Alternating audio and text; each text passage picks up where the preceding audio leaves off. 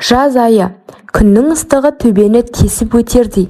Сол ыстыққа қарамай басына орамал таққан жасы 17-ге әлі де толмаған жас келіншек 4 метр болатын кілемді жалғыз өзі күннің астында жуып отыр. Енесінің бүгінгі тапсырмасы.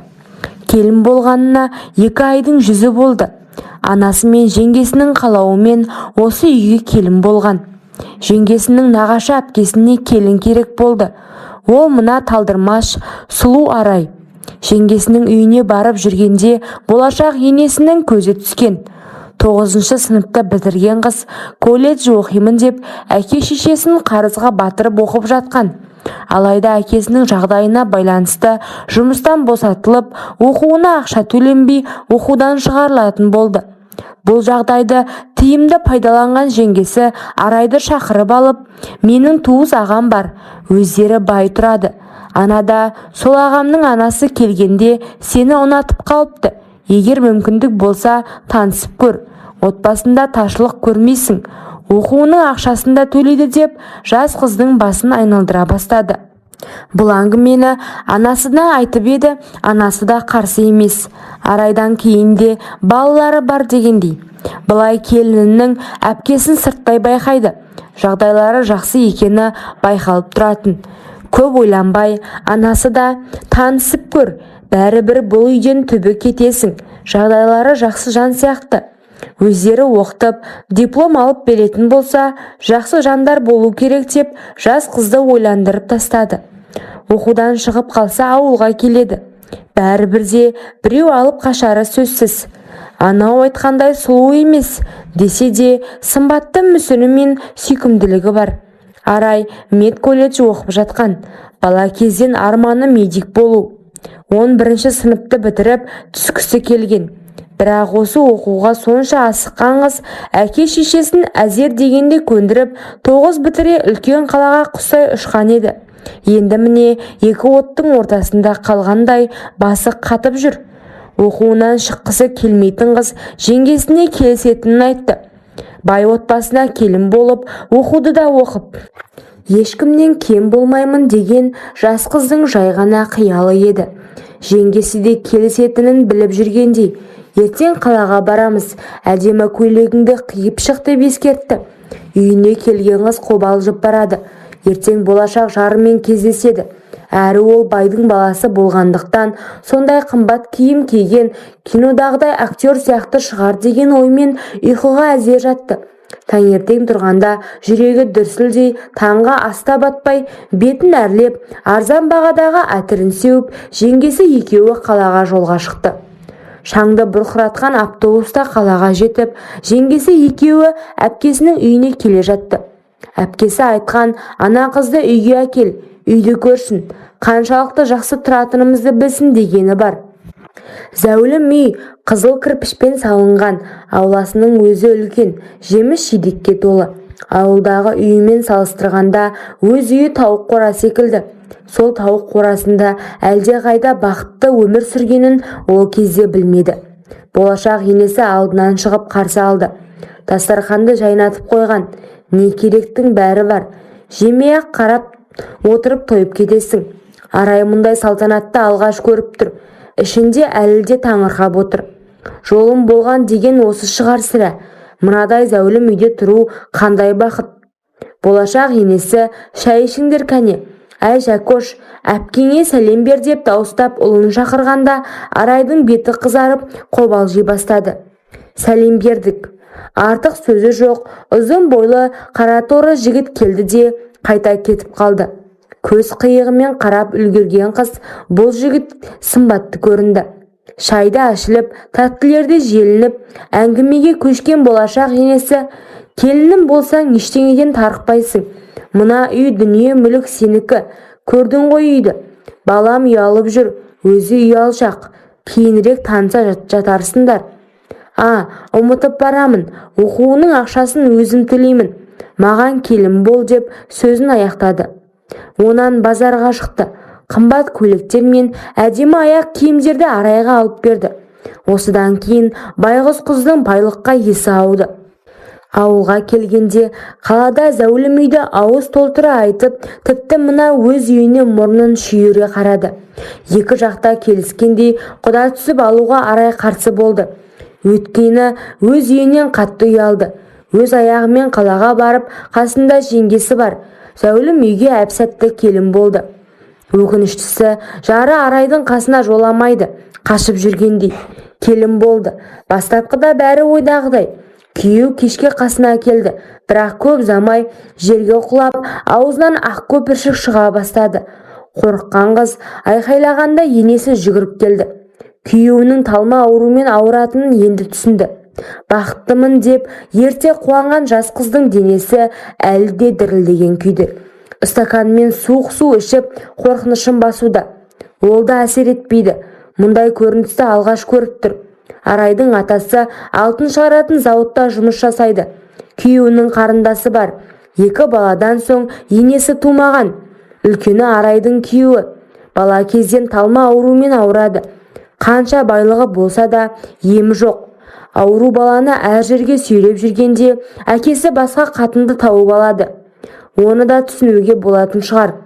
Еркек деген аты бар дегендей. Бірақ әйелінің барлық жағдайын жасайды. Атасын көп аса көрмейтінін кейіннен білді. Қайын сіңілісі әлде қашан тұрмысқа шыққан 2 баласы бар.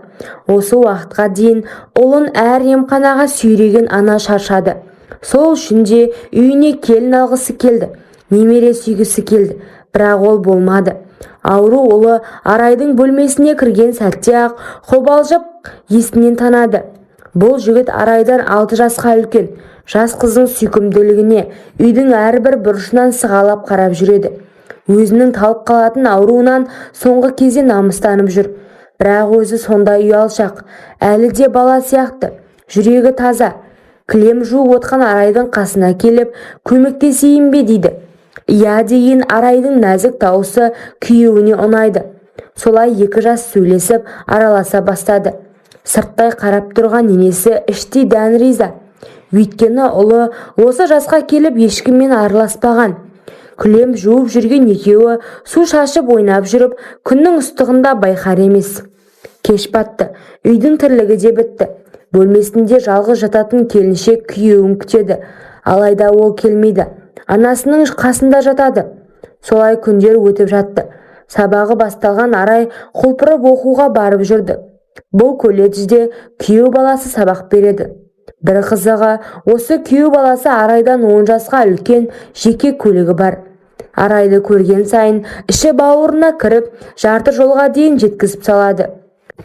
Үйдің маңына жетпей тоқтап, Арайка, мені дұрыс түсінші. Осы жерден түсіп қалсаң, әйтпесе енем бізді басқаша түсініп қалар. Сөздің астарын түсінген қыз басын изеп көліктен түсіп қалды. Бұл бастамасы еді. Одан кейінгі күндері жас қызды өзіне ынтық ететіндей түрлі сыйлықтар, тәттілер беріп жүрді. Кейде қараған көз қарасы да ерекше. Бұл кездері қайын сіңлісі 3-ші сәбиіне аяғы ауыр. Өз үйінен тамақ іше алмай, жиі осы үйге келіп, анасының тамағын ішіп жүрді. Ол кездері күйеу баласы Арайды мүлде танымайтын жан секілді көзіне де ілмейді. Түнде бөлмесіне жастығын құшақтап, күйеу баласының бүгінгі қылығымен үйге келгендегі ісін салыстырып, көз жасына тұншыға ұйқыға кетеді. Ал колледжге барғанда күйеу баласы басқаша тағы түрленеді. Осылай жүргенде жаңа жылда жақындап, күйеу баласы әдеттегідей, бірақ бұл жолы алтын сақина сыйлады. Сондағы қуанышы көкке сыймай қуанғаны бар. Ал оның өтеуі бар екенін білмеді. Енесі былай қаталдау болып, үй шаруасын жасататыны рас, алайда барлық қалауын жасап отырды. Қымбат киімдермен қалаған заттарында алып берді. Мереке сайын ауылына жіберіп, құдағайына тәттілердің түр-түрі, әдемі көйлегінде салып жіберетін. Бәрі баласы үшін. Баласы Арай келгелі өмірге құштарлығы оянғандай. Арасында енді қатты қобалжығанда ғана талмасы ұстайтын. Бірақ мына қыз үйге келгелі талма ауруы сирек ұстайды. Күндіз Арай сабақта болғанда сол бөлмеден күйеуі шықпайды. Балаша қуанып, жастықты құшақтап жатады. Арайдың келетін уақытында ол бөлмеден дереу шығып кетеді. сол бір жаңа жыл сыйлығы бұл қызды құртқаны. Күйеуінен де бағалы сыйлық күткен, бірақ ойы әлі де бала сияқты. Жігіт үлкен қонжық сыйлағанда көңіл күйге түсіп кетті. Бұрынғы Арай мен қазіргі Арай қатты өзгерген. Колледждегі группаластарында менсінбейтін, бәрін өзінен төмен көрді. Өзін леди санаған Арай да бәрі болса да еркектің құшағы жетіспейтін. Оның үстіне азғырып жүрген күйеу баласы бар. Әр күні үйге жеткізіп салған сайын оның құшағында болғанын қалайды. Бауыр басып ғашық болғанына әлде қашан уақыт болды. Ал күйеу баласы әлі жүр. Барлық жылулықты көрсетіп, алайда бірге болатын ұсынысты айтуға асығар емес. Жаңа жылға группаластар отырамыз деп кеш ұйымдастырды. Арай енесіне айтып көрген. Енесі рұқсат беріп, қайтарда күйеу баласы алып қайтатынын айтты. Бұл Арай үшін де, күйеу баласына да жақсы мүмкіндік болды. Сол бір түні екеуі көлікте күнәлі іске барды. Осы бір күнәлі істерді одан кейін де жалғасып жатты. Ал жасырын кездесіп жүргендері Арайға ұнамайды. Арай күйеуінен кез келген уақытта ажыраса салады. Өйткені 18 жасқа әлі де толмаған, заңды некеде жоқ. Күйеу баласына жаным сен де ажырас, бірге тұрайық деп қанша өтінсе де ол келіспейді. Өйткені жасап жүргендері уақытша көңіл көтеру. Енді міне аяғы ауырлап тағы басы қатты. Күйеу баласы қолына ақша ұстатқан. Тез арада баланың көзін құрт, әйтпесе мен сенің көзіңді құртамын деп соңғы рет шығарып салғанда айтқан еді. Бір жыл кездескен Арай мен күйеу баласының арасы енді суып кетті. Ішіне біткен күнәсіз тәбиден құтылу оңай, бірақ қалай ғана адам өлтіремін. Инстаны ақтарып қарасам, түсік тастаудың өзі үлкен қылмыс екенін көріп, мұндай іске қолым бармайды. Ал егер баланы алдыртсам, енем де күйеуім де білмей қалады. Алдыртпасам мені итше талап қуып шығады. Мынадай өмір менде бола ма болмай ма, басым қатып кетті. Осы парақшаны көріп сіздерден кеңес сұрағым келіп отыр. Маған қандай кеңес айтар едіңіздер? Иә, қателік жасап күнә жасадым, бірақ бәрін кеш түсіндім. Күйеу балама сенген едім, ол мені әйелдікке алады деп. Ойлағаным қате екен. Әйелін тастап бірге тұрамыз деп бекер қиялданған екен.